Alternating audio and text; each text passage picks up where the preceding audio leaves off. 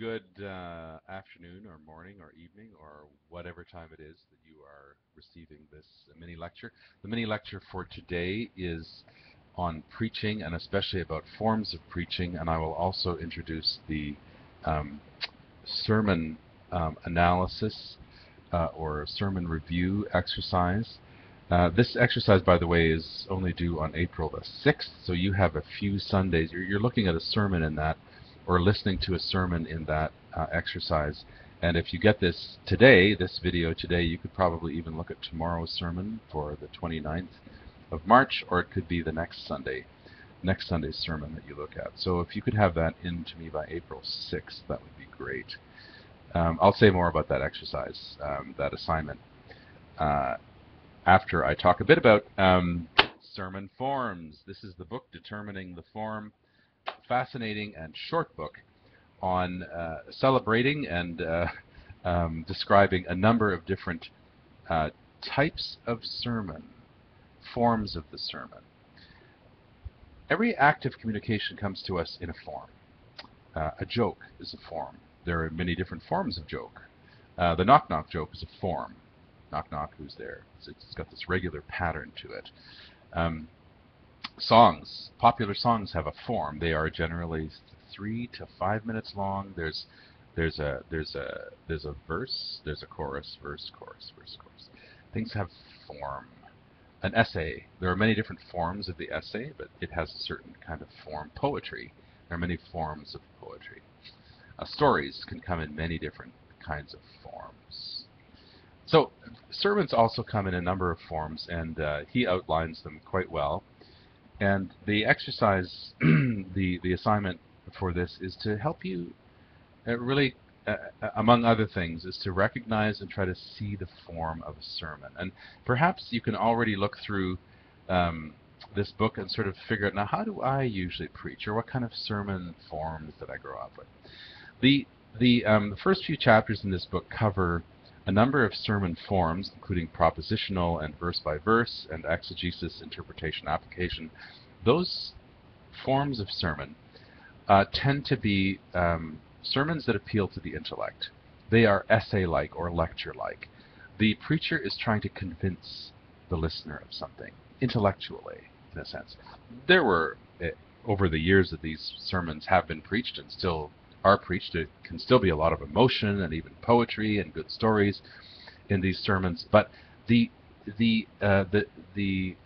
motivation, the thing behind the sermon, is to convince somebody of something, in the same way an essay does.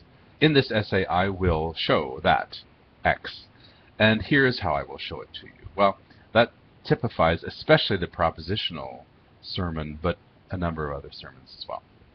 If you lived in England or in the early Americas 200 years ago, or earlier, you would have heard a sermon, even 100 years ago in some places. You would have heard a sermon that was about an hour long.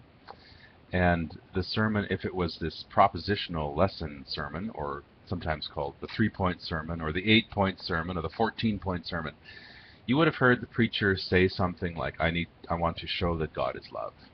And here are 14 reasons why you need to believe this, or why this is true. And they would make arguments from the Bible and from other places. Those 8-point sermons, or 14-point sermons, or 3-point sermons sometimes have subpoints as well. So you would be listening to God is love. God is love because God created the world. God is love because God sent us Jesus. All these different kind of arguments to prove something, right? So that you would intellectually understand something. These sermons sometimes were interesting, sometimes tedious. In certain eras in England, and probably again the early Americas, the ushers would have a prod, a telescopic. It was probably something about, here's a pen, something a little bit longer than a pen, a little bit wider. And it was telescopic, so you could start here and you could make it a few feet long, and the ushers would go through the aisles sometimes and poke people who were sleeping, because the arguments made could be tedious, or not all of us follow arguments that well. But that characterizes some of these sermons. I don't want to just be negative about these sermons, because some of them are highly interesting, and some preachers preach these kinds of sermons really well. I heard an 8-point sermon recently that was just dandy, but each point was about a minute and a half long, right?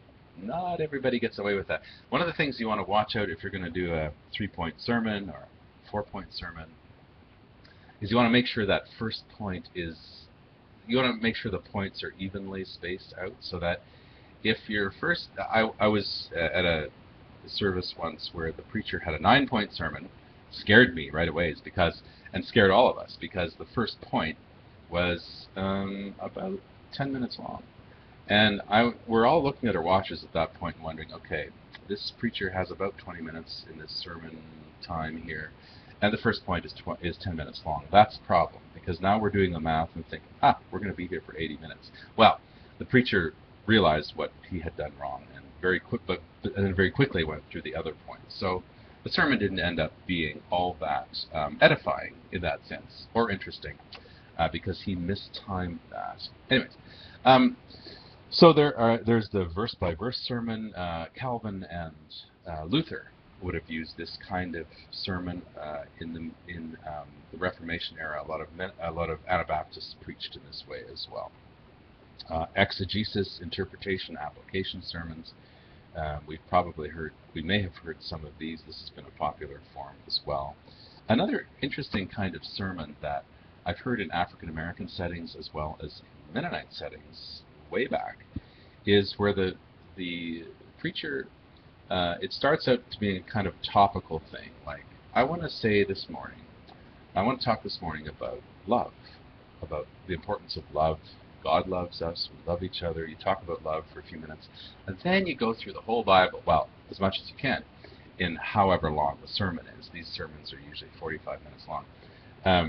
You start with Genesis, Exodus, Leviticus. You go through the whole Bible, and you go through right to Revelation. Obviously, you can't say something about every text in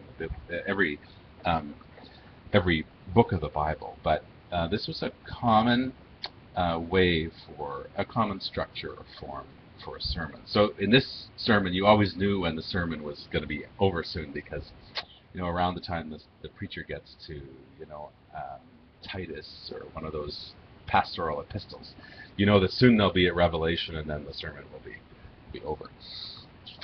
One of the dramatic things that happened in a lot of dramatic things happened in the 60s and 70s, and one of them was the advent of a new way of thinking. And one of the new ways of thinking was to critique this kind of sermon that was argument or essay-like. One of the things that shifted in the 60s, 70s, and 80s was that the sermon could be more like a story. The sermon could be more narrative, or something that's sometimes called inductive, where we start with a story, we start with some kind of complication, and then we end up by stating our thesis or point, but we're going to get there after a while, right? Which is different than the previous sermons where the preacher says right at the beginning, here's what I want to talk about, here's what I want to prove, this is right, here we go. The deductive sermon, or rather the inductive sermon, or the story or narrative sermon, reverses that and starts out with a problem of some kind.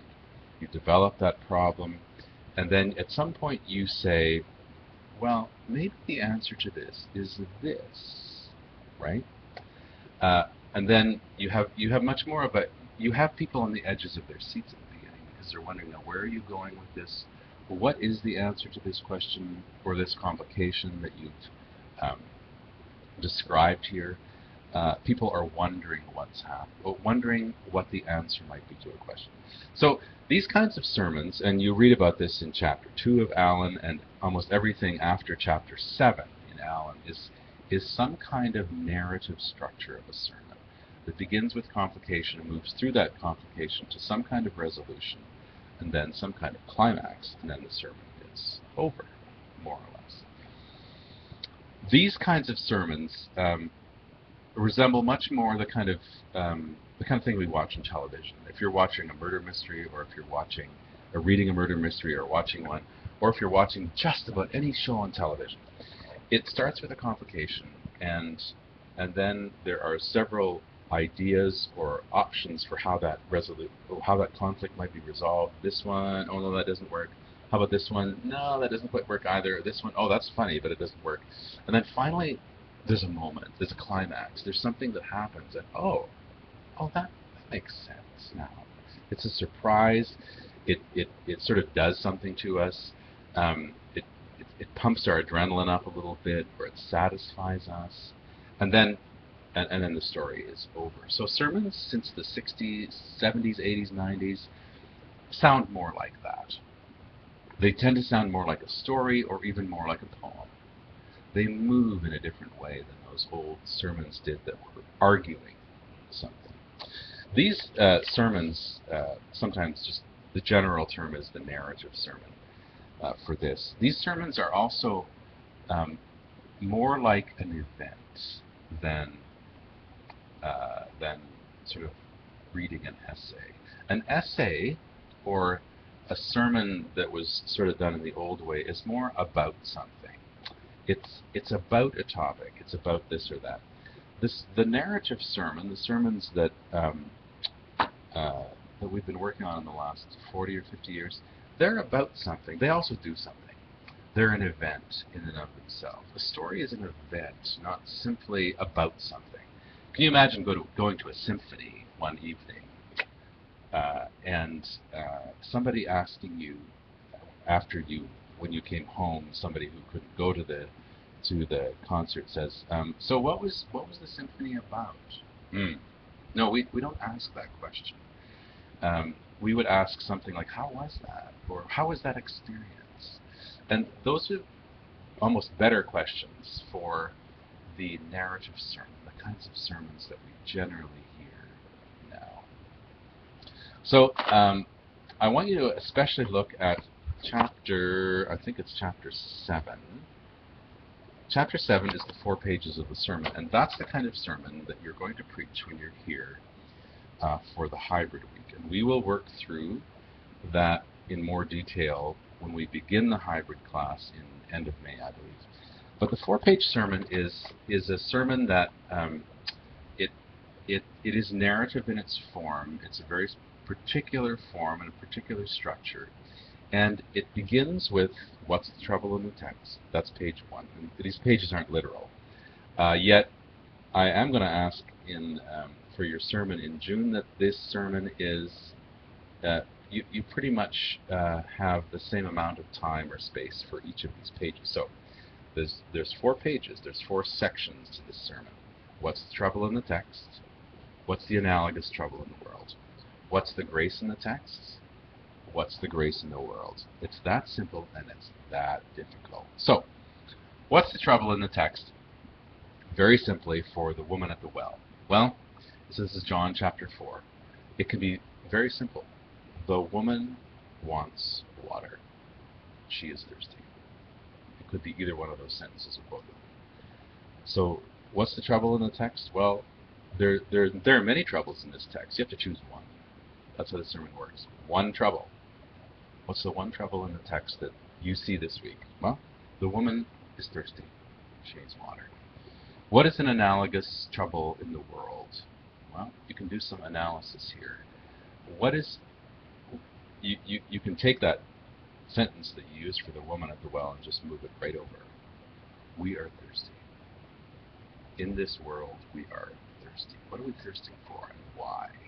And you can pick some kind of thirst that we have, whether it's thirst for fame, or thirst for money, or thirst for love. You can do all kinds of things. This is a human problem, right? So the woman is thirsty. We are thirsty. That's just a really nice, easy sermon right there. That's the first part of it. The second part of the sermon is the grace. So we have trouble, we have grace. What is God doing now is the question for pages 3 and 4. What's the grace in the text? Well, the grace, it's this simple and this complex. Jesus gives the woman living, abundant water. Whoa. So there's something you can describe and work with for a minute or two or three in your sermon, right? This woman, quite surprisingly, gets something that she did not expect. Wow. What is the grace in the world that's analogous to that? Well, you can sort of move that sentence over and go, so Jesus gave the woman water, abundant water. Jesus gives us abundant water. What does that look like, right? This is the hardest part of the 4-page sermon. The hardest part of the 4-page sermon is naming what God is doing in the world. And by God, I mean God in Trinitarian form. What is God, or Jesus?